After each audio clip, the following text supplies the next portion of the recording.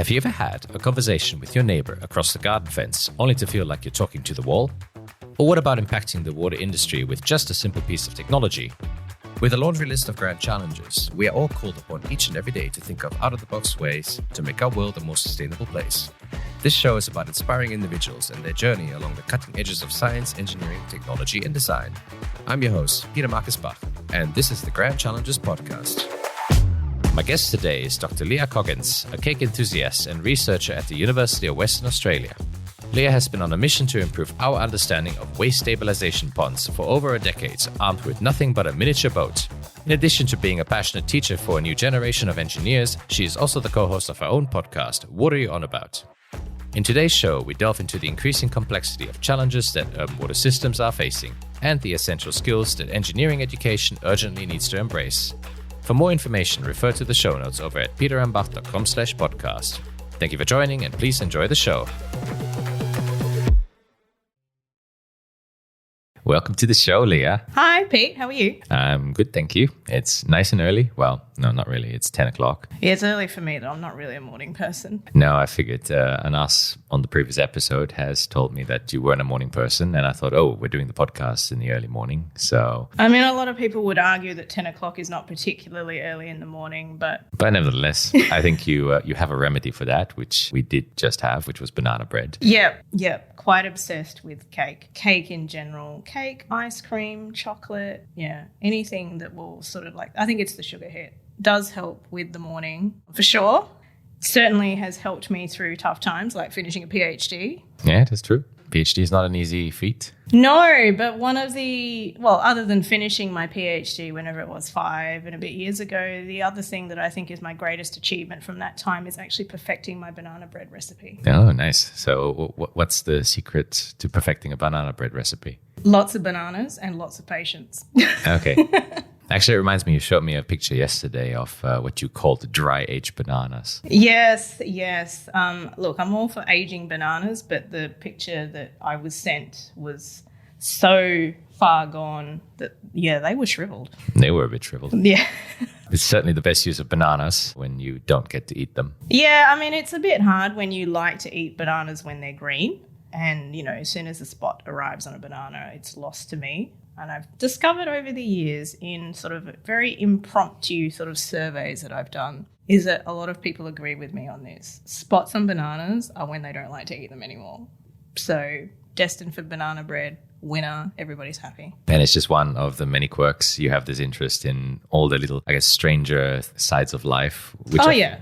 And it's very interesting because it also reflects in also what you're in a way famous for and what we've also saved for today's show because you've been working a lot with Anas on some of the research topics that he's been involved in. Yes. And mainly in looking at ponds. Yep. So we're going to be pondering about that today. Oh, I love pondering about ponds. I know you like puns a lot too. I do. Yep. I do appreciate the puns. Yeah. So we're in sunny Perth, and it's good to be here. It's been 3 years since we've last caught up. Is it really in person. 3? Yeah, it's been about 3. Surely it's more. The last I was here was in 2019 in Melbourne. Yeah. Surely that's closer to 4 years ago now. Yeah, true. Well, it's getting there. But it was always good to catch up whenever we had the chance. Yeah. Because Perth is a bit of a distance away from a lot of the other cities. From anywhere, really. Having grown up in Perth, I can tell you that it's about the last place that anyone ever thinks of coming, despite the fact that I think Perth is one of the best places in the world. Not biased, of course, by the fact that I was born here, grew up here, still live here, and all that. But yes, I think Perth is great. For all the listeners out there, you should come to Perth. You won't regret it. No, definitely. You heard Liah, so take her recommendation. I can certainly recommend it as well. You've grown up and lived in a place all your life, and you've also formed a special connection to Perth. Yeah. And it's also kind of reflected in the relationships you've built, both personal but also professional. Yeah. And then the ability to also expand upon these relationships across the country. Yeah. I think this is a very valuable thread in your career that's allowed you to then really make some impact in the research that you do. Yeah, I think so. And I think coming from Perth as opposed to the eastern states, we sort of, I'm going to say this, and anyone that's from the east coast of Australia may be offended. They have a tendency to think that they are the best at everything. Oh. It's true.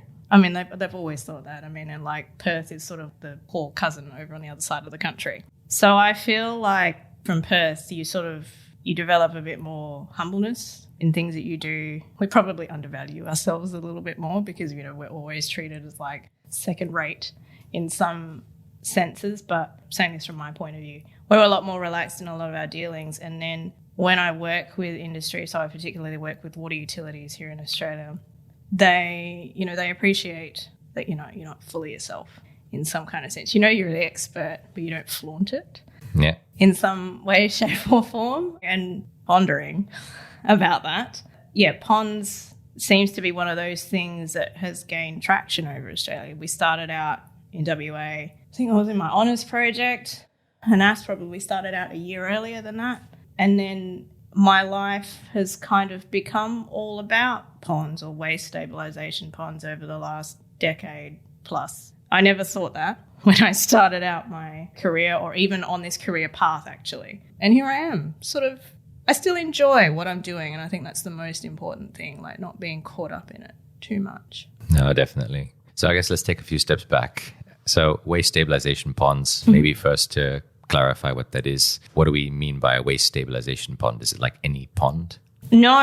Okay, so waste stabilisation ponds are the most widely used treatment technology for the treatment of wastewater worldwide. They're a very simple technology. If I were to say, imagine someone digging a hole in the ground and putting wastewater into it and hoping for the best. It's probably a fairly accurate description of what actually happens in real life. So when they started using pond technology in the late 19th century, that was essentially what it was. They were like, okay, we need to treat wastewater. We know that algae can strip the nutrients out, and then we can hope for the best. And then over the years, that has developed. Certainly the most widely used treatment technology even today in developing countries. So you'll find a lot of them in Latin America, South America, and Africa. But they're also the most widely used technology in the developed world. You don't hear about them, though, because they're not super fancy. People associate wastewater treatment with what we call conventional treatment plants, which are highly mechanised and energy-intensive processes. They act upon much faster time frames, so water can enter your treatment plant and leave within 12 hours, whereas ponds are designed to be more passive. Treatment takes anywhere between, 30 to 90 days, depending on what you've designed it for. You can use them up in the Arctic. Really? Yeah, they're frozen for half the year, but they do work. They work well in obviously tropical climates. And yeah, they work all around Australia. Easy, simple to maintain, and yeah, really reliable. But, not perfect. Not perfect. But nevertheless, I think we're seeing, if you look at the stats, about 60% of wastewater treatment in Australia uses these kinds of technologies. Yeah, predominantly, yes. 60% of treatment plants have ponds. And one of the largest, it probably is the largest actually, treatment plant in the world with pond or lagoons. We sometimes call them lagoon technology. Sounds exotic. Yeah, I think that's probably why they call them lagoons. I mean, ponds doesn't sound as cool, does it? But one of the largest lagoon-based plants in the world is actually in Melbourne, in Werribee, which also happens to be a Ramsar listed site. So a wastewater treatment plant can actually become a sanctuary for birds. Which is very interesting. Yeah. But I guess, we're in the age of multifunctionality and trying to make sure that whatever we build can provide benefits both to humans and nature. Yeah, absolutely. But I think that's also, it creates issues for, operators and managers of these things, because then they're like, oh, well, what we're trying to do is treat the water to the best level that we can. And then you realize that you have sort of another stakeholder in your system. And if it's too clean, then they're not happy, Yep. Which is really counterintuitive. And I think definitely if you are in the position of being the operator of this plant in Werribee, it's really hard to balance those out, because we're in a changing climate here of not only climate change, but also regulations about emissions from plants, the pressures of population growth. There's so many different drivers here that are affecting that. And yet, if you had something like this, and it is a sanctuary for birds, it is,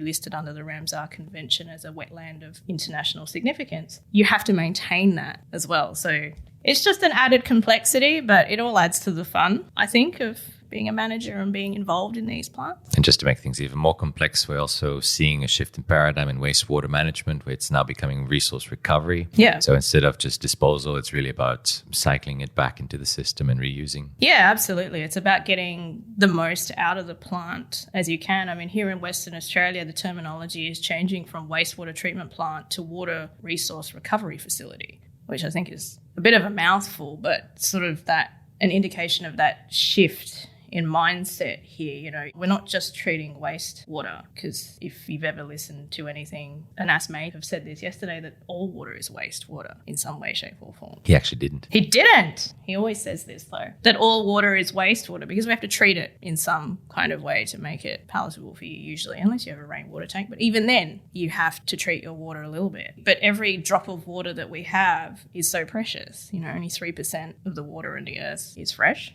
And I think only 1% of that is actually available to us. Yeah, so the paradigm shift, resource recovery, it's nice to see that in Australia that they've also caught on to this paradigm. Yeah. We've had a previous guest on the show before who discussed this in the North American and European context. Yeah. Episode 5 for those who are interested.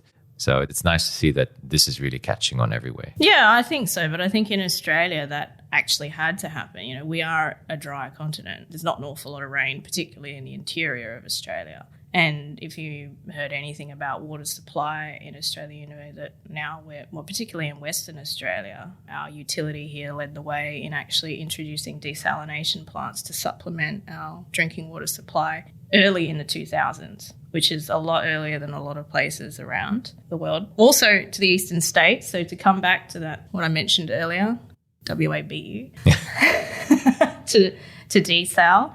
When you think about it, now 50% in Perth of our drinking water supply actually comes from desalination. So 50%? Yeah, 50%. It's a lot. But that's only a recent thing. Yeah, so over the last 15 years, I think it's almost 20 years now, they've gradually built their capacity here and adding more desal plants because our rainfall has become more and more scarce, particularly since the mid-1970s. You know, if you ever see a climate graph of rainfall in Perth, there's a marked decline. So our local water utility had the peace of mind and strategy here to actually think about future water sources. And they are now sort of one of the poster children around the world for diversifying your drinking water sources in order to ensure supply. So they used it as an example. I remember maybe slightly before the pandemic, Cape Town in South Africa was pretty much close to running out of water. Like I think they had 2 days of water supply left. The infamous Day Zero event in Cape Town, yes. Yeah, and that was then when they sent a delegation of people to Western Australia to find out what the Water Corporation had done here. Oh, nice. I was like, this is a little bit late. Unfortunately, yes. Unfortunately, yeah, a little bit late, but I think we've done that planning well in terms of that. And yeah, it does add to sort of like that paradigm shift moving towards, you know, diversification, but then also towards a circular economy. Yeah. I mean, I know that desalination doesn't immediately strike you as something that adds to a circular economy. There are some perhaps negative impacts from it, but overall there are positives there. And, you know, how we integrate that into a diversified system is important. Same thing for wastewater treatment, even stormwater treatment. Most stormwater in Australia, as you know, Pete, not treated. I think that's one of the things you know more about than I do. But wastewater is a precious resource. It's 99.95 or even 98% water. Like what we think of as the waste part is a very, very small percentage. And we spend a lot of time and a lot of money removing that small percentage of waste in there because of your perception of it, mostly. But it's an important resource. And then now, again, here, Perth, we inject that back into groundwater aquifers because they're not getting enough recharge from our rainfall patterns. And I guess in Perth, it's a very interesting context as well compared to a lot of the other eastern cities because Perth has had a lot of reliance on groundwater. Now with the diversification, it's, you know, one part of the whole puzzle. Yeah, no, definitely. And I think, yeah, it speaks to the fact that you sort of really have to think about site-specific or region-specific solutions here. I mean, they've built desal plants in Melbourne that weren't used. So they basically, when labour was cheap, decided to build some desal plants that now the utility there is still paying off and they haven't actually been online for quite a few years. I think they might be coming online or have come online now. I think they've been online for a bit, but they're not center stage. No, and because, obviously the last few years in Eastern Australia, they've had a lot of rain thanks to La Nina. So most of the dams are overflowing, but they built in this resilience in their system because they knew it might happen. But then there are also consequences of just leaving technology like that just sit there and not using it. So I think this concept of resilience is really important when you think about these systems. So building resilience into your supply chains, but then also how you deal with it afterwards, reusing wastewater once you've treated it is, building your resilience to climate change in some way, shape or form. Precisely. Well, we'll see what the future has to hold, but I think now we're moving on this diversification pathway, the shift towards integrated water management, where we're no longer seeing things as separate. And Australia has in particular been very active in that field with all the different initiatives that have come out over the last decades. Yeah. I guess a nice little context to set the stage and also showing, where your passions lie as well. What made you go into environmental engineering? Oh, this is an interesting story. You're talking about origin stories now. Well, I guess it is the origin story. I mean, we have to get to the ponds and eventually the thing that you do with the waste stabilization ponds. Now, okay, so I made the decision to study environmental engineering back when I was about 15, which is strange. Like most students come to university only with a really vague idea of what they actually want to do for their career. I read whatever the definition of an environmental engineer was in some course guide, and I thought that's what I want to be. Probably influenced by the fact that I spent a lot of time outside as a kid, enjoyed the environment, and I was always good at problem solving. So it kind of melded together a couple of the things that I was interested in as a child. And then I ended up at university. I almost quit engineering, actually. Okay. I thoroughly hated my first 6 months of my engineering degree. For all of you out there that have ever studied engineering in Australia, I'm not sure about the rest of the world, but there is a common first year in engineering. You do a bunch of units that you might not necessarily enjoy. No offense to electrical engineers out there. I don't like electrical engineering. Not something that, enforces passion within me. But, I stuck out the first 6 months as I was like, well, I don't get to do a specialised unit until semester 2. And since you've now met Anas on this podcast, I can say it out now. Anas is actually the reason why I continued studying engineering, because he was the one bright light, the one teacher that kind of inspired me to stay on that path. So if I hadn't met him in my first year of engineering here, I certainly would not have stayed in engineering. How I ended up in the field of wastewater is a bit of a roundabout way. Nevertheless, you wear it with pride. You like to always describe yourself as someone who likes to work with shit. Yeah, I'm a shit engineer now, but how I ended up there, I don't think I ever really thought about how I would end up there. I don't think most people start out on a career path thinking that they're going to work with wastewater. And I think if you did think that way, you're maybe a little bit strange. But how I ended up there is I realised when I was up to doing my honours project in my final year, and I knew who I wanted to be supervised by, Anas obviously, and another academic here at UWA, Marco Gisilberti, and I wanted something that combined something to do with water with hydraulics. And out of that came my final year project, or my honours project, which was around developing a high resolution technique for measuring sludge in waste stabilisation ponds. That wasn't actually the main aim of the thing, but that's the main thing that came out of it. Okay. So we realised in trying to understand more about the hydraulics in ponds, which was actually what I was interested in, but did say that ponds aren't perfect. And one of the problems that we have with them is that they're very hydraulically inefficient, particularly if they haven't been designed well. And because guidelines have always been weird with them, and a lot of them were built a long time ago, like 40, 50 years ago, they inherently have these issues. And one of those is the buildup of sludge. For the uninitiated out there, sludge in a pond is essentially the shit that builds up in the bottom over time. It has to be cleaned out every now and then. Yeah, because if you don't clean it out, you're losing volume in your pond. Yeah. But in trying to understand this problem, we realised that one of the things that was impeding our ability to understand the hydraulics better in these systems was the fact that we didn't have enough spatial information about the distribution of sludge.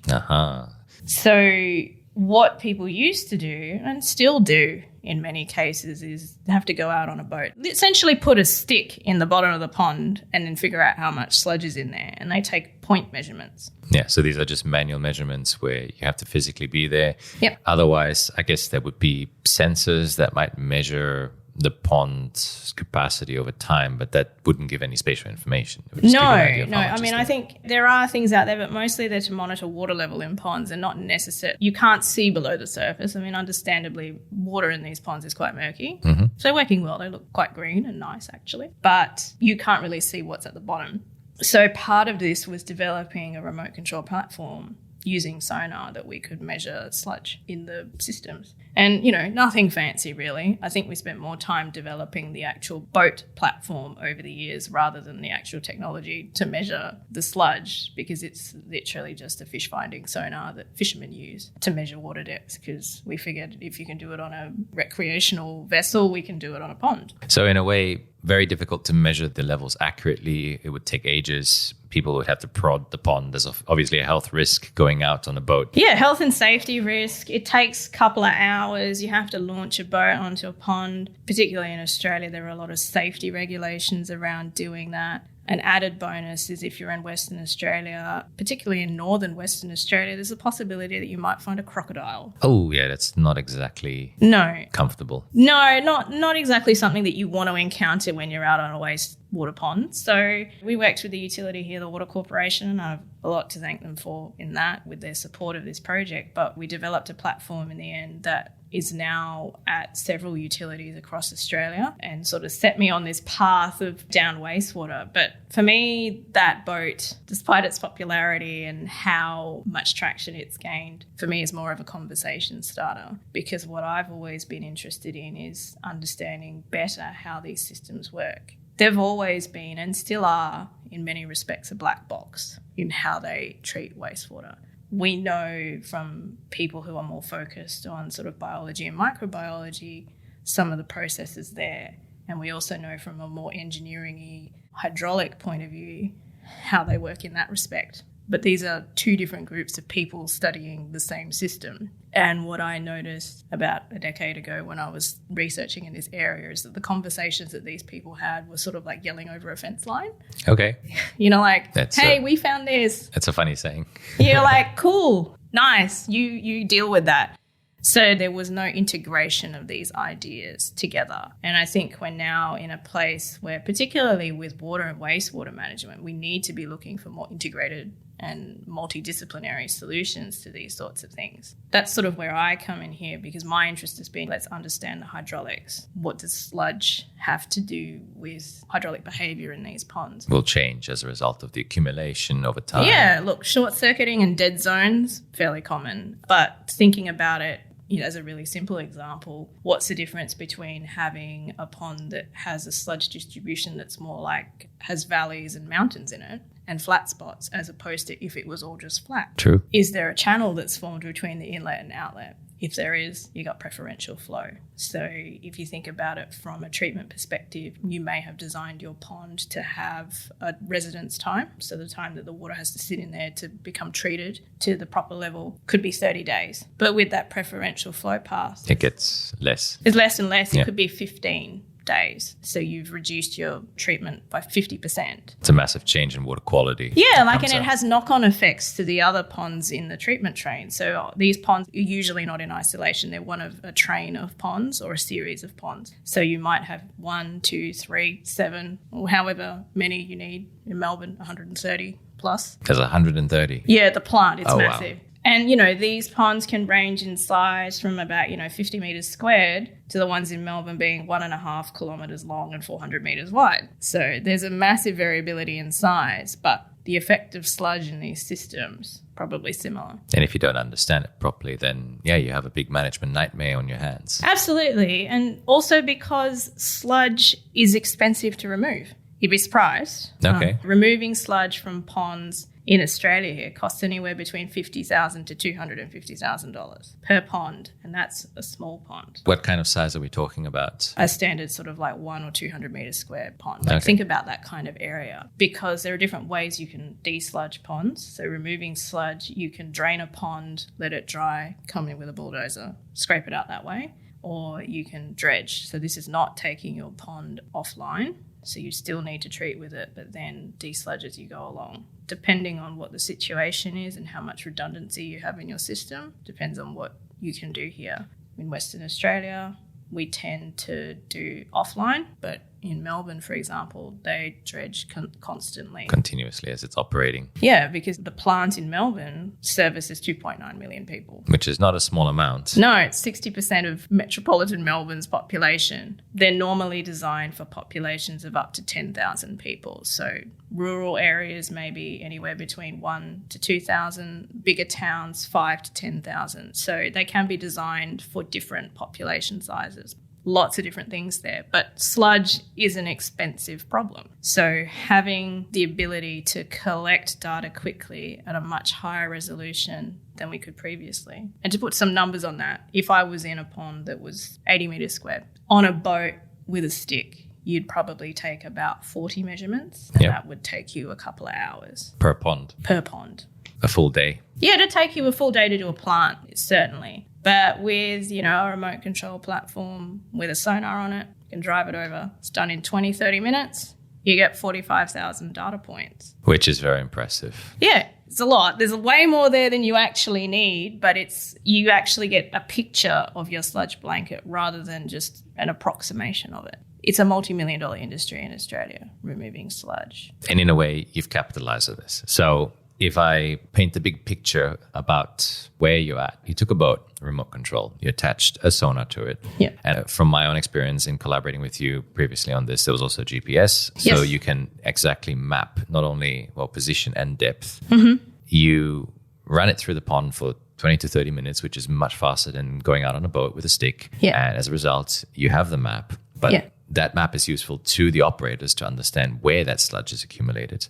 But to yourself, it's also giving you valuable information about how and possibilities to explain then what the hydrodynamics are within this pond. Yeah, absolutely. So for me, it's actually, and knowing working with you, it was collecting data so that we had bathymetry information. For those uninitiated, bathymetry is topography but underwater. So having this bathymetry data of ponds or lakes or creeks or whatever is really important if you want to input them into a model. So models are only as good as the inputs you put into them. So rubbish in, rubbish out is usually what we say in engineering with models. So here we are improving our ability to model things because we've moved from 40 points to 40,000 points. That's an exponential increase in possible accuracy of your model, which then allows us to explain some of those things that are happening there. I mean, not all models are accurate. Again, they're only as good as the inputs you put in, but we certainly know more about the dynamics of water in ponds now that we have this high resolution bathymetry. So,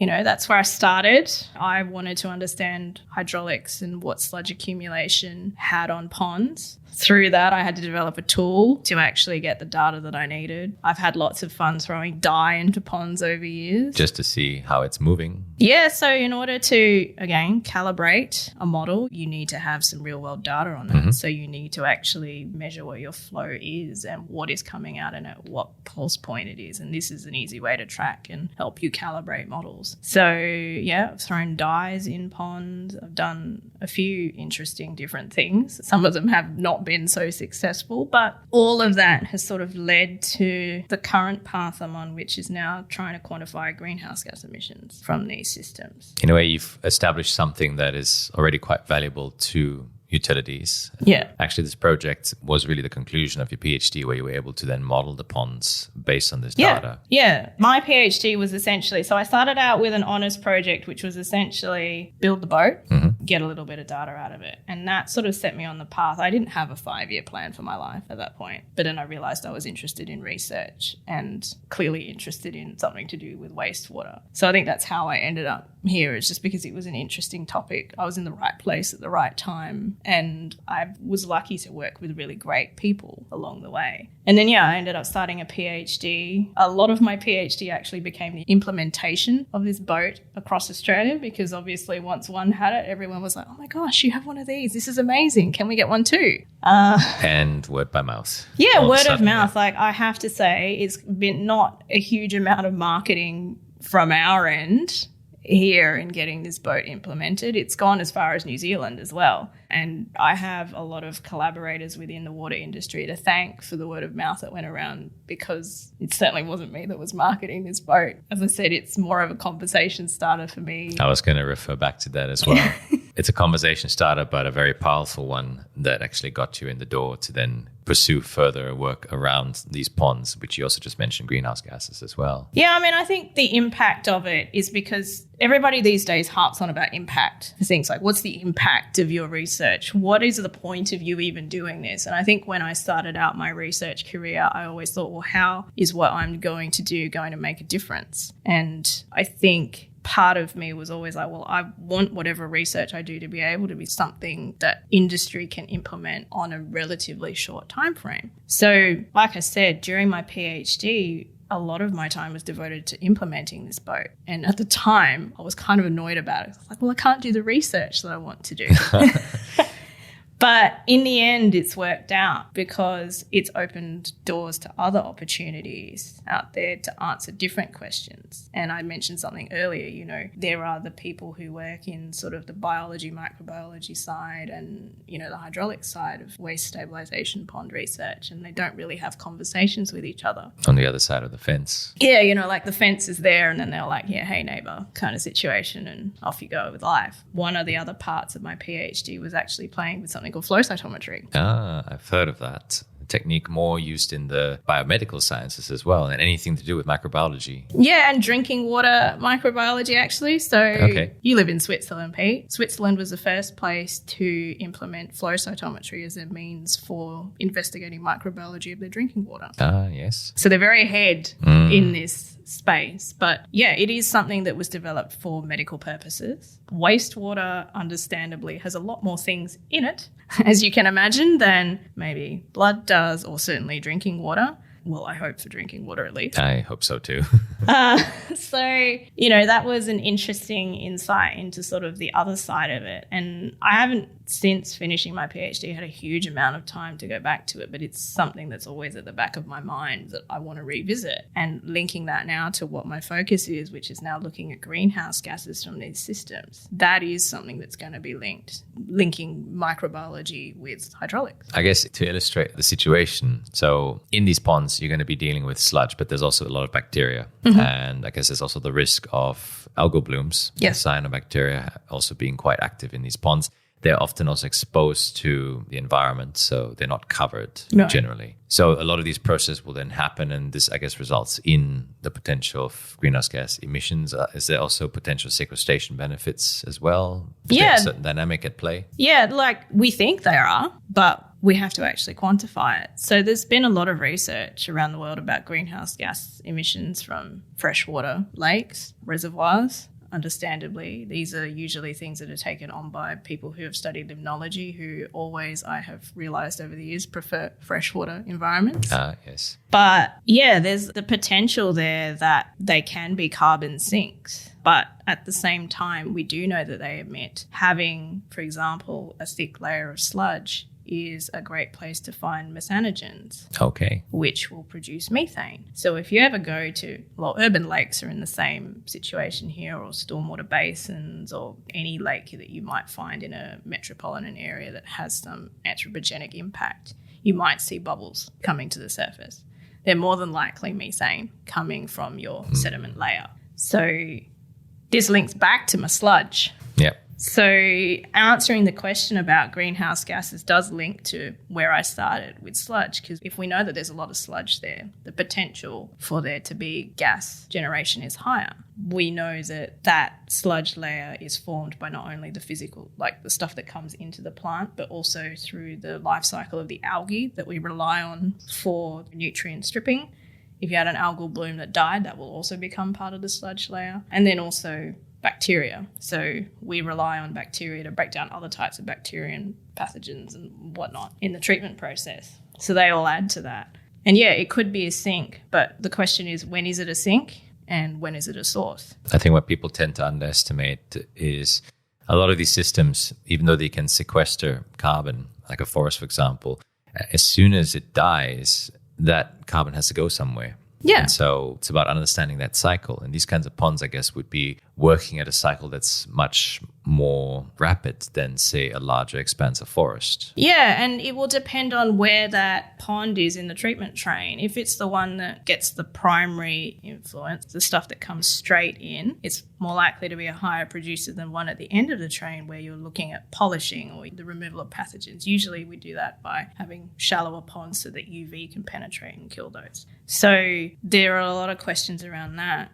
Then, how do you balance I need to remove sludge with if I remove sludge, that's an emission. So in accounting schemes for greenhouse gas emissions, sludge removal is an emission. But in the same greenhouse gas accounting schemes, they don't actually account for these pond systems. Interesting. So there's a lot going on here. Like, we do have means to account for emissions from a lot of different processes in wastewater treatment, but they're mostly conventional, mechanized, highly energy intensive processes. So there is a gap there, but we can't keep ignoring it. And I guess it's, you want to bring down the fence now. Yeah. That you've mentioned previously. And you want to start integrating. We have the understanding now, and it's a matter of, especially with the practitioners on board, to then take that next step. Yeah, absolutely. I think I was just saying the will of the people that we work with in utilities is there now, that they want to have a better understanding of the bigger picture. And I think when I reflect on what my research career has been so far, it's about understanding the bigger picture of some of these things, like a systems understanding. I think of my training in environmental engineering here, and I realized that it was more about understanding systems, like what are the inputs, what are the outputs, what do I care about here, and sort of trying to make sense of those at a global level almost, rather than, I suppose, what research in the past has concentrated on in this area, which is sort of quite specific. Very fine level understanding. Fine level understanding. And I think here I've kind of accepted that I might not end up understanding everything there is I need to know about these systems, but at least I might be able to try to understand what some of those interactions are. I mean, in anything that is an environmental system or open to the environment is complex. There are so many different drivers there that we will never understand. What might the weather patterns or climate patterns of one year affect a plant compared to another? How do you reconcile that? It's a really complex question. So it's about understanding these broadly and seeing if we can get an understanding to help with the management of these systems. So I think with this, ultimately, I think the goal of my research has always been to improve management. And to me, I think the complexity sounds a bit like the butterfly effect. We have a butterfly that flaps its wings, causing pretty much a natural disaster halfway around the world. Yeah. It is to that level, but how much of that can we actually understand? I mean, obviously that explanation of the butterfly effect is a massive oversimplification. But yeah, how can we understand parts of that process? I think is what's important here. There might be a lot of talk around there was like, we could just replace these systems altogether if we don't really understand them. But the reason we don't is because they are robust, they are relatively simple to maintain, and they are quite low cost to run. They're not energy intensive at all. And you can actually use parts of it to create energy if you so want to. But yeah, you're not going to replace these systems anytime soon. So how can we understand them better, to manage them better, to have better outcomes overall. I suppose there's really the sludge itself, once it's been cleaned out, can be turned into potential energy. There's the whole research on biosolids, biogas. So biosolids in particular can be used as agricultural amendments, as fertilizers. So there's a lot of work been done in that area over the years. There are now tightening environmental regulations around that. So what's the future of biosolids as well? I think there's a lot here to understand in these systems, and particularly when you have emerging contaminants of concern. We're worried about forever chemicals now and heavy metals and those kinds of things. Microplastics, like what do you do in that situation? That's grown a lot in attention in the recent years as well. Yeah, so you're constantly trying to adapt to policies or perceptions that are changing over time. But at the end of the day, the customer, and you have to think about the customer in this sense, all they care about is getting clean drinking water and having their, when they flush the toilet, it goes somewhere and it gets treated, particularly in Australia. You may remember from research about 10 years ago that they did a survey in Australia about what water literacy was in Australia. Turns out only 10 to 20% of people actually knew where their water came from and where it went. So it's all about education as well on that front. Like, it's all connected. Yeah, it's just so complex. I don't really know where to go from there. I was like, I'm just trying to contribute to my little patch. But in a way, that's where you're now heading in the position that you're currently in. You're very passionate about teaching and education, and you do a lot of the teaching together with ANAS, but also in other departments. Yeah. So I teach now first-year engineering students, and you may remember I said a little while back that I didn't really enjoy my first 6 months in engineering. I think probably because I didn't really get a good understanding of what being an engineer was out of it. So now I teach a unit called Introduction to Engineering, which is literally that. Introducing students to what engineering is. Surprisingly, a lot more communication than most people sign up for. Yes. So if you have any young people contemplating their career in engineering because they love maths but hate doing anything in written or talking to people, tell them that if they want to become an engineer, that's 80% of their job. I suppose the face of engineering has changed quite rapidly, where it was previously really around calculations and math, and it's formed the stereotype of what it means to be an engineer. Now it's really moving towards that, being able to connect people, to connect the dots, to understand the context of a particular problem that they want to solve. Ultimately, it's problem solving, but now it's being a lot more context sensitive because you don't want to have these knock-on effects. Absolutely. Like, I cannot agree with you more there. One of the things I always talk about is it's really hard to learn about what engineering is or without a context, even if you're using an example. And this will come back to something that sort of Anas mentions in his podcast about storytelling. And with that telling of a story, you're including a context there. And I think, using those sorts of things, like I have been lucky to have experience working with industry here in Australia. And I know that the one thing that has helped me there is that, and something that people harp on about all the time, is bridging the industry and academia gap. As academics as a whole usually get branded as people who are usually a bit out of touch, struggle to connect with the normal person. On a previous episode, my guest Megan Farrelly mentions it, the ivory tower. We seem to be in an ivory tower doing our own things and ignoring the world outside. Yeah, pretty much. And I, for a lot of disciplines, I'd agree with that. But I think particularly in engineering, that's changing because ultimately, as academics, a lot of our work in engineering is with industry because the problems that need to be solved are the ones that they're having. It's less about pursuing knowledge for the sake of pursuing knowledge, but actually applying engineering to solve problems, because that's all we are. We're just professional problem solvers as engineers, really. Bring us a problem, we'll solve it for you. But I think one of the things that has helped me become successful in this space is that I have always hated the idea of becoming an academic purely because of the academic thing. I like to write, for example, in ways that anyone can understand. I don't like to alienate people with my writing. I don't love using big words or jargon. In fact, I try to get away from it. The word nexus, can't stand it. Okay. I know it has its place, but I don't love the word. But one of my, I think the things that makes me successful in this area is I know and I have learnt how to interact with industry because I probably developed a skill set that wasn't necessarily traditionally academic in that sense. I was lucky enough to do my honours and PhD with industry, have a lot of time speaking to industry over that time, which makes the relationships that I have with industry, they were relatively easy. Well, they weren't easy, but they weren't the most difficult things. But you really sat at that interface between science and practice. And that's the part that I actually really enjoy, being able to have a conversation with an industry partner and say, hey, what is it that you're trying to solve here? What are the burning questions for them? It's about going to industry and saying, what is actually the problem that you're having that I can help you with? Yep. Rather than, I suppose, a traditional road is, oh, cool, I've come up with this really awesome solution. Do you want to apply it? And they're like, no, we don't need that. So thinking about back to like educating engineers, and it's about being able to understand your client's needs, and always will be, and then solving the problems that they're having. If I can impart anything on the future generation of engineers, it's literally that communication is everything.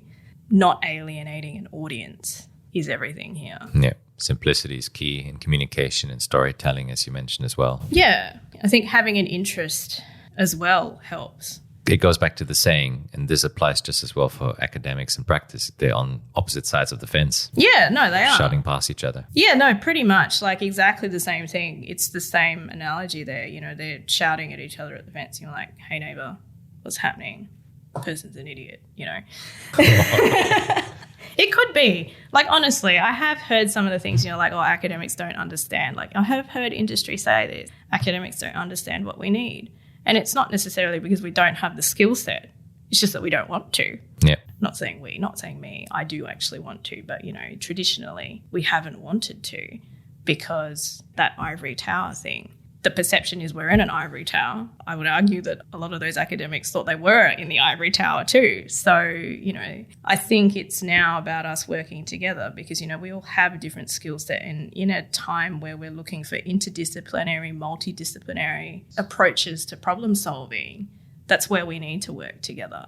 It's not a silver bullet solution that's proposed by one person. It's, the work of a team. And if anything that's cropped up in recent episodes of the show, I think it's this realization now that I think too many academics chase impact factor and not impact. Yeah, and there's a massive difference here. Like knowing conversations I've had with you, Pete, I've always said that I don't chase publications. I'm more about quality over quantity, because I value more the relationships that I build with my research partners. If there is a good publication to come out of it, absolutely, I would do it. But it's not just to make publications. It's about making a difference. I at least know that I have made a difference with some of the research I've done in this area, like that remote control boat to measure sludge has made a massive difference in Australia. And it's just fun to look at and to play with hands-on. Yeah, look, I mean, it was not hard to sell, honestly, to operators. You give them a toy to play with, True. Have fun with it. It sells itself, really. I mean, I had the pleasure of being able to apply this same boat to nature-based solutions, so the field that I work in, and it works just as well. If you remember, we can reflect a bit on that moment. I said, hey, we have a wetland that we want to monitor. Why don't you come over with the boat? And at the start, you were like, oh, I don't know. It's not really made for wild wetlands, especially when you have plants and macrophytes in there. Not initially designed for that. It'll deal with them, but we made it work. We had a few hiccups along the way. It was early on in boat time. But I have you to thank, Pete, for the connection that I have with Victoria and the water utility there, because you were working with them on that project. And then they found out about the boat and they were like, we want it on our treatment plant. So, I have a lot to thank for you in convincing me to come over and do it. I had lots of fun, despite the fact that we did get that boat stuck. We did, yeah. Well, I guess that's the challenge of doing this in a constructed wetland, because you've got the macrophyte zones where all the plants are, and you've got the open water bodies. Yeah. But, I'm glad I could have made that connection for you. Yeah, and look, I think you got what you needed out of it. I think they've actually completely ripped up that wetland and started again, didn't they? I have to follow up with my colleagues, but I think they were still finalizing the rework of the wetland.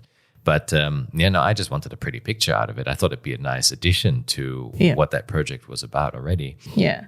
I guess taught me some stuff about working with this kind of data, because I work with 2D data, but you broaden the depth element. Yeah. And it was my first foray into it. So I have you to thank as well for giving me that chance. Look, we as academics, particularly young ones, bring each other up. Yeah, that's true. You know, I think that reflects on something that I always think, like any day that which you learn something and that thing that you learn might not necessarily be positive is not a wasted day. No, definitely. Another thing that, you know, to go back to teaching the next generation of engineers, a lot of the upcoming generation and like even actually millennials, which you and I are representatives, we grew up in a society where failing is frowned upon. Yeah, like it's hard to fail, but I think that we need to be able to accept our failures more and learn from our failures. So an example I always tell my students is if you had given up every time you failed when you learned how to walk, you wouldn't be walking. That's true. So it's obviously something that's taught to us that failure is bad,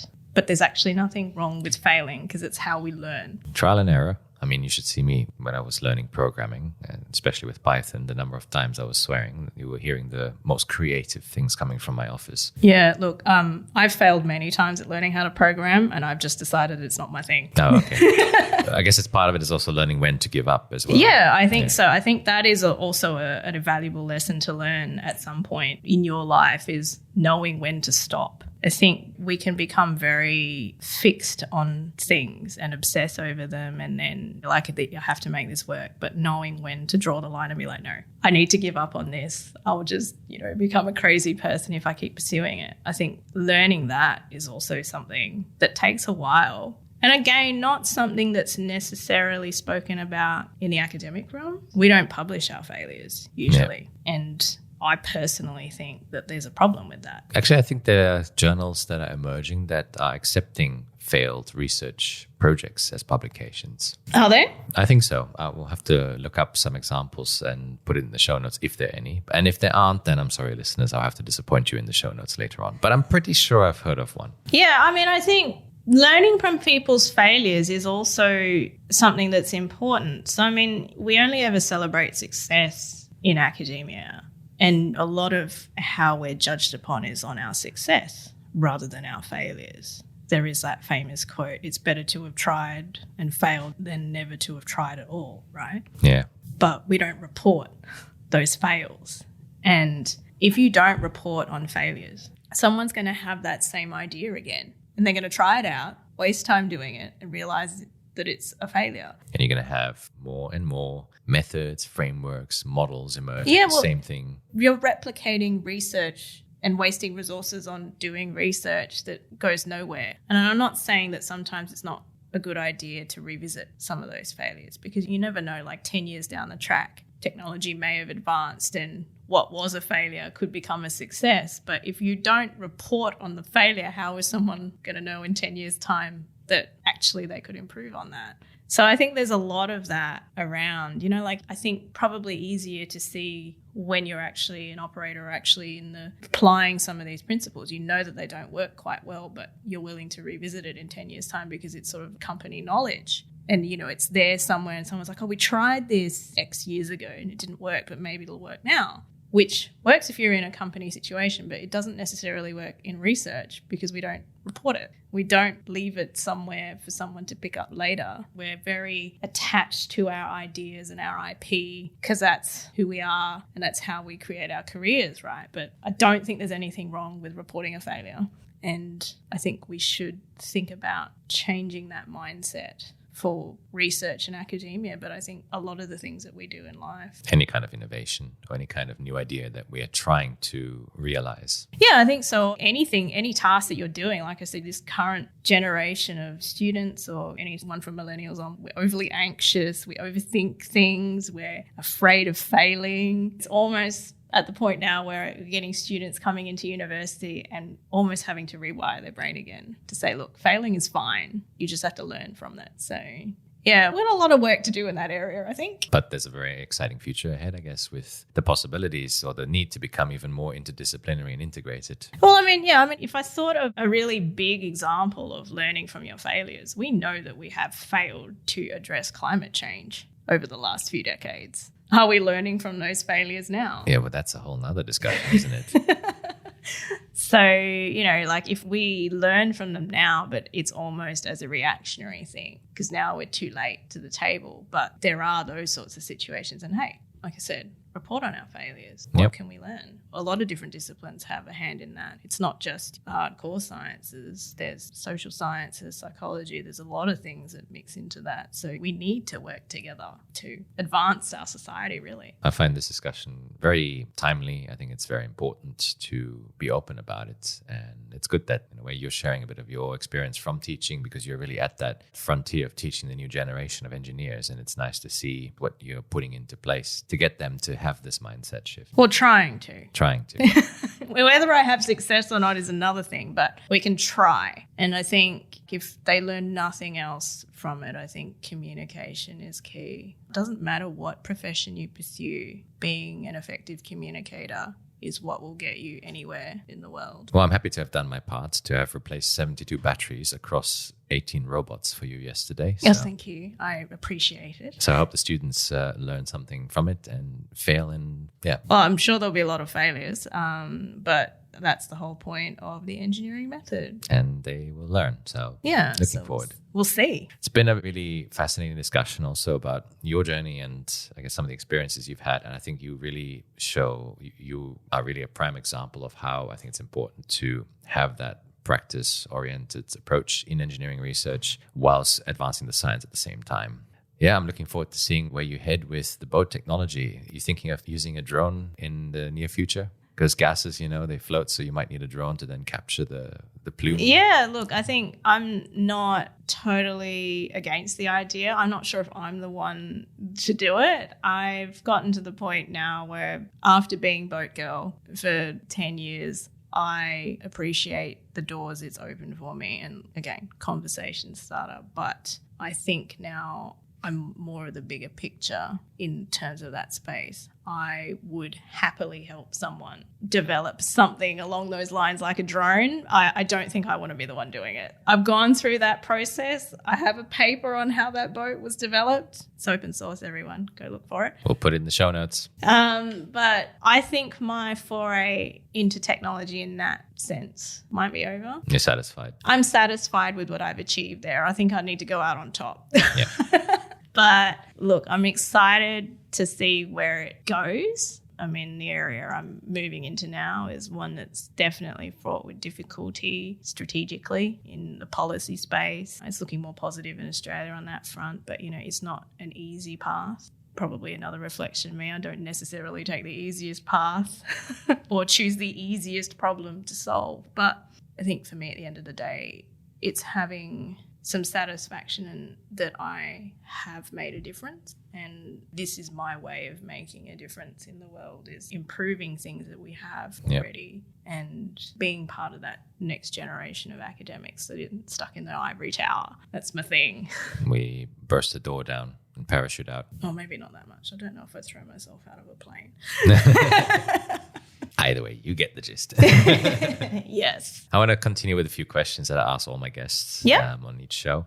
Is there a key moment, book, paper, seminar that has completely changed the course of your career mindset? I don't say person because I think Anas has played a very big role. But what other moments have completely changed the course of your career mindset? 2 books, I think. And I think this is more a reflection on my personality, less on my career, is the life-changing magic of not giving a fuck. Yeah. And the other one is the subtle art of not giving a fuck. Okay. I've read the second one. You've read the second one. They are quite similar, but I think they teach you good lessons in how to deal with situations that you don't have control over, which is something that we come up to a lot in our life. We care about things that we cannot change. And I think by reading those, you can sort of reinforce those ideas.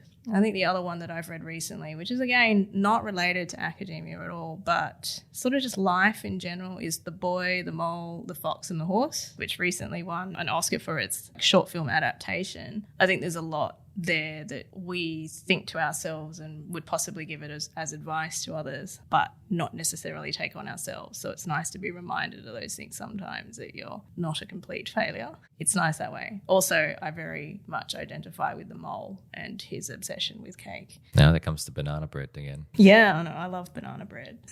Now, your Instagram profile does show us that. One year I made 16 banana breads. That's decent. Yeah, look, that was a lot, not going to lie. Usually now it's maybe 3 a year, but, I was obsessed.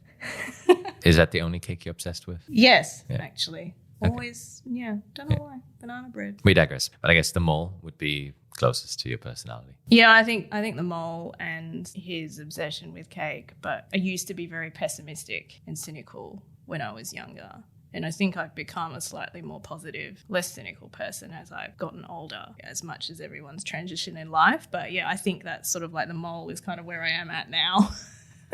I'd be curious to check out that book. Yeah. And also the adaptation. Yeah, no. Yeah. What was one of the most challenging situations that you've ever faced in your career to date, and how did you overcome it? I don't think there's a particular situation, but throughout my whole career, I have struggled with imposter syndrome.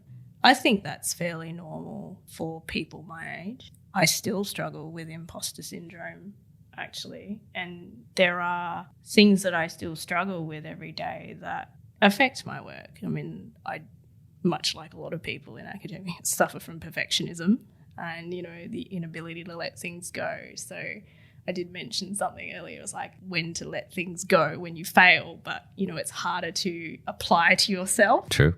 So it's not necessarily one thing, but it's sort of like a constant struggle I have. And I think part of that is as I know how I have decided to forge my path as being a person that brings together industry and academia. There's no well-trodden path for that, right?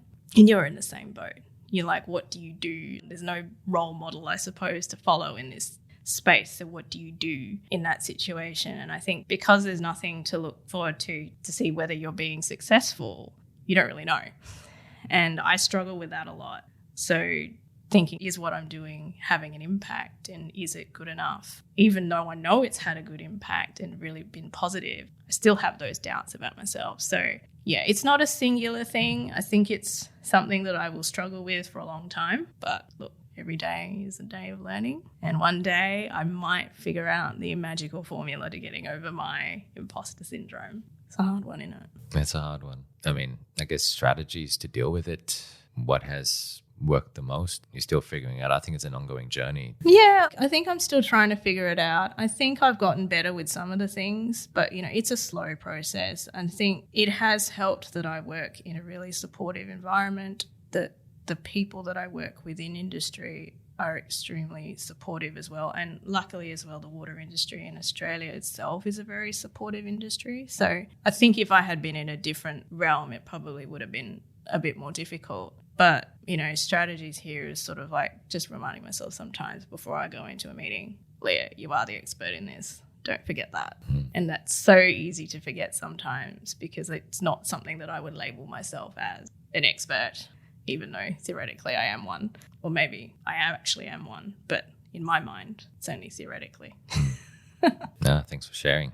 I hope over time we learn new ways of coping with it and new ways to then overcome it. It's kind of interestingly juxtaposed with a generation of millennials that are grown up to be taught to be confident, to go forth and not fail, and that failure is not an option. And yet at the same time, we go through this sense of imposter syndrome. Yeah, because I think the imposter syndrome is probably more prevalent now, or the awareness of it is, because we have grown up with that fear of failure. And yeah, as much as I can harp on to the next generation about not worrying about failing, I realize that I'm a hypocrite because I have exactly the same thoughts about myself. So, one step at a time. I find when I go into these moments where I do sense a lack of confidence or, that imposter kind of feeling as well, I start to think, well, maybe it's because life moves at such a fast pace and you're actually moving along with it at a fast pace, but you can't process all the things you're doing along the way. And it's important to then take the time to look back at it in a way to convince yourself, hey, actually, no, I am an expert because I did do A, B, C, D. It's just that time passed so quickly. Yeah, no, actually, that's a really good point. I think self-reflection is really important. If you don't take the time to reflect on things that you have done or been involved in, it does make it harder. Again, something that I make students do now, but I don't necessarily do myself. So we know that reflection is an important part of learning. And yeah, maybe you're right. It is, you need to take a step back, empower others to do something, but then take that time for yourself to reflect. And listen to your own advice. Yeah. I don't know the number of times I've said, do as I say, not as I do in the last few months. So, yeah, look, I mean, I think we're all in that boat. Yeah.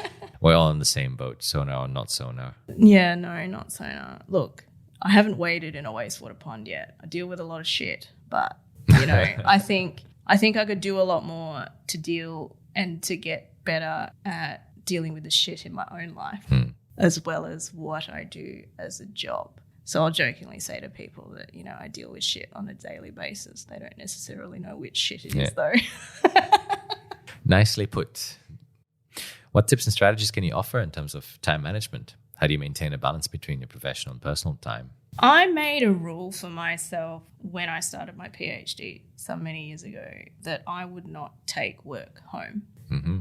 I've not been good at putting boundaries up for a lot of things in my life. I'm getting better at it. That's good. But the one that I was firm on was creating that boundary. Like, if I leave work behind, which I think I have done pretty well over the last decade. I think it has helped to preserve my sanity in a lot of cases. It meant that I didn't get to the end of my PhD and hate it. I'll feel really burnt out, which I think a lot of people do feel. I mean, did I do an awful lot in the time that I didn't do the PhD? Maybe not. I could have probably used it better. But at the same time, I think not taking work home was a really good one for me.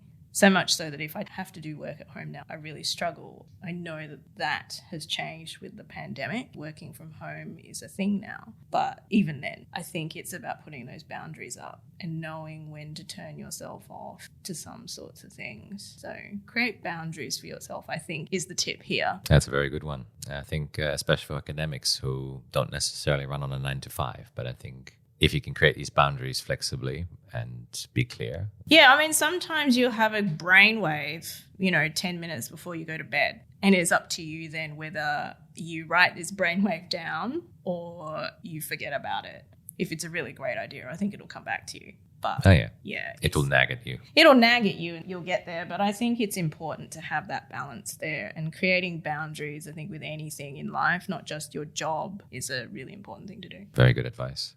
If you had a magic wand and could change one thing about the current situation we're in, take your pick, what would you change and why? I think it would be for people to actually be kinder to themselves. I think we're historically, and we all know this, we're very harsh on ourselves. So I think it's be kinder to ourselves, and that's in so many different aspects, that the buck doesn't stop with you. Thinking to myself, I know that I struggled with the imposter syndrome, with perfectionism. It's a lot of self-doubt, reflecting negatively on yourself when in fact you're doing a good job. But then also, because you're so harsh on yourself, exacting those standards on others. And if I could wave a magic wand, it would be that, kinder to ourselves, because if we're kinder to ourselves, we'll be kinder to other people. And we might actually be able to solve some of these massive problems. Oh, very important change that I think needs to happen. Well, will it happen? We'll see. I guess we'll see. And what other advice can you offer to young engineers starting out, given that you're really at the forefront there teaching them? What's the one good piece of advice you would offer? Talk to people and find out what their story is. I think knowing why people got into that profession or what their passion is something that helps you either connect with them or understand them. And if I've learned anything over the years about collaborating with different people, is that it is easier to build a relationship with someone when you know what drives them or how they got there. I think it's easier to understand people when you know a little bit of their context. Whether it be their professional one or their personal one, it doesn't really matter. Yeah. But yeah, just find out what people's stories are. You learn from stories. We know through history that we learn from stories. We connect with stories. So if you have an interesting story or connect with someone else's story, that's an easy way to connect with people. So where can people find you if they want to get in touch? You can find me on LinkedIn. You can follow my Instagram account and have a wonderful insight of banana bread. into banana bread. I document every one that I make. Or you can find me here at the University of Western Australia, either teaching or doing research in what I spoke about. But I think more than anything, you're going to find me in Perth. I love Perth. I love the river. I love the environment that we have here. So find me in Perth. Don't worry, it's not that big. You'll probably come across me. Yeah, definitely. And we'll put this in links to other aspects that we discussed today in the show notes. But thanks for sharing your story. Thanks for sharing your interests and also the little quirks about you that make you who you are, Liah. Yeah, thanks for having me, Pete. It's been really enjoyable having this chat with you. Likewise, I've really had a lot of fun. And I think also just seeing how you and Anas work together, having these 2 episodes come out back to back, I think also really paints a nice picture of a lot of the fun stuff that's happening over here in Western Australia at UWA. Yeah, and it's all about working in a team. Definitely. And yeah, you definitely have the dynamic duo. And yeah, I also look forward to having new episodes of your podcast. Oh yeah, we'll get there eventually. Yeah, well, Anas has laid out all his plans for that, so... Oh, has he? He hasn't told me about them. Oh, well, by this point, you would have probably listened to it already, so... Oh, we can hope. So we'll work out what he's on about soon. Nevertheless, looking forward to what the future holds. But like I do with every guest, one last message to the listeners to take away from today. One last message for the listeners. Hey, there's a few nuggets of wisdom I think I've woven into our conversation today, but I think the one that a lot of people will benefit from at least is take a step back yourself and empower others. That's the only way that we can teach other people, is to sort of let go. It's like, I suppose in a broad way, it's about learning to let go a little bit. But yeah, empower others, because that's how you bring up the next generation or help others help you. So, yeah. Thank you very much. Thanks, Pete. And thank you to you, listeners, for tuning into this inspiring and fun conversation with Liah Coggins. For an extensive science on banana bread making, or tips for driving miniature boats across ponds, or how to let go of things out of your control from aptly titled books, check out the show notes over at peterandbach.com/podcast. If you enjoyed this show and are looking forward to more episodes, please do subscribe. Follow this podcast on Spotify, iHeartRadio, Apple Music, or wherever you are listening from to be notified of the latest release as soon as it becomes available. Leave a review or pass this on to your friends and family to spread the beautiful messages from our many guests. If you're curious about me or my work in general, you can also check out my website or social media.